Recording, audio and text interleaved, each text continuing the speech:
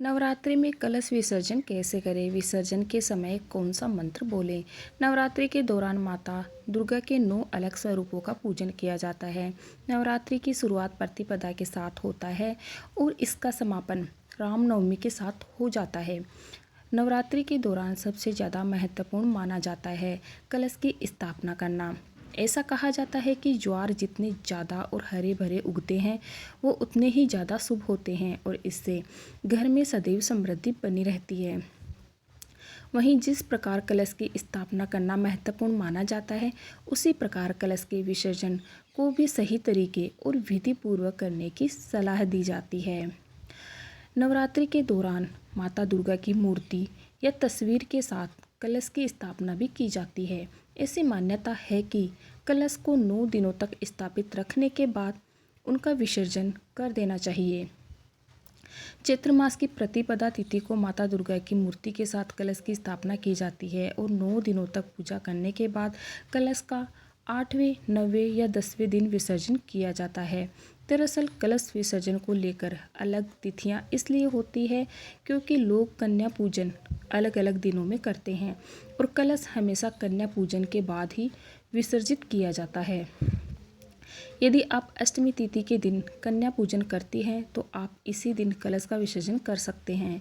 यदि आप नवमी में व्रत का पारण और कन्या पूजन कर रही हैं तो इसी दिन कलश का विसर्जन करने की सलाह दी जाती है। यदि ज्योतिष की माने तो कलश का विसर्जन नवमी तिथि के दिन करना ही शुभ माना जाता है। नवरात्रि कलश विसर्जन विधि। नवरात्रि में माँ दुर्गा की प्रतिमा और कलश की विधिवत पूजा करने के बाद ही विसर्जन करना शुभ होता है। कलश उठाते समय सबसे पहले आपको इसके ऊपर रखे हुए नारियल को हटाना चाहिए और इसकी पूजा करते हुए इस पर सिंदूर लगाना चाहिए। नारियल और चुनरी को उठाकर घर की किसी बुजुर्ग महिला के हाथ में ये दोनों चीज़ें रखें। इसके बाद कलश में रखे हुए आम के पत्तों को हटाएं और कलश के भीतर रखे जल को आम के पत्तों से घर के चारों ओर छिड़कें। इस जल को परिवार के सभी सदस्यों के ऊपर भी छिड़कें। जल सबसे पहले पूजा के स्थान में छिड़कें, फिर किचन में और फिर अन्य स्थानों पर छिड़कें। ध्यान रखें कि कलश का जल आपको भूलकर भी बाथरूम वाले हिस्से में नहीं छिड़कना चाहिए। बचे हुए जल को घर में रखें, तुलसी के या किसी अन्य पौधे में डालें और माता से घर की समृद्धि की कामना करें। कलश पर बंधे कलावे को अपने हाथ पर बांध सकते हैं और गले में पहन सकते हैं। यह देवी का सिद्ध रक्षा कवच कहलाता है जो हर मुसीबत से रक्षा करता है। यह सूत्र घर के सब सदस्य पहन सकते हैं। कलश के साथ आपको ज्वारों को भी निकाल लेना चाहिए। एक एक करके सभी ज्वारें निकाल लें और घर के उन स्थानों पर रखें जहां आप पैसों से जुड़ा कोई सामान रखते हो। कुछ ज्वारें अपने पर्स में जरूर रखें। कलश और बचे हुए ज्वारे घर के बाहर किसी पेड़ के पास या मंदिर के पास रख दें।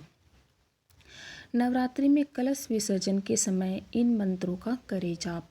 कलश उठाते समय आपको बाएं हाथ में चावल लेकर ही कलश उठाना चाहिए और माता से क्षमा प्रार्थना करें।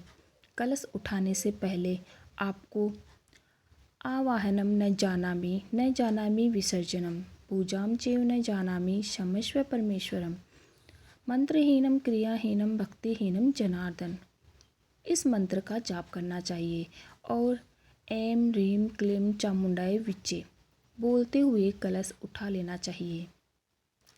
यदि आप विधि विधान के साथ कलश स्थापना और इसका विसर्जन करेंगी तो आपके जीवन में सदैव समृद्धि बनी रहेगी। कलश के नीचे रखे चावल का क्या करें? माता की चौकी स्थापित करने के दौरान कलश के नीचे रंगे हुए चावलों की डेयरी बनाई जाती है। नवरात्रि समापन के बाद उसका क्या किया जाए, ये सवाल लगभग सभी के मन में आता है।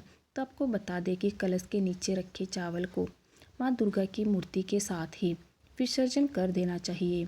अगर आप ऐसा नहीं करते हैं तो पास में ही किसी देवीय वृक्ष जैसे पीपल, आंवला आदि की मिट्टी में गाड़ दें। इसके अलावा यह चावल पक्षियों को भी खाने के लिए दे सकते हैं।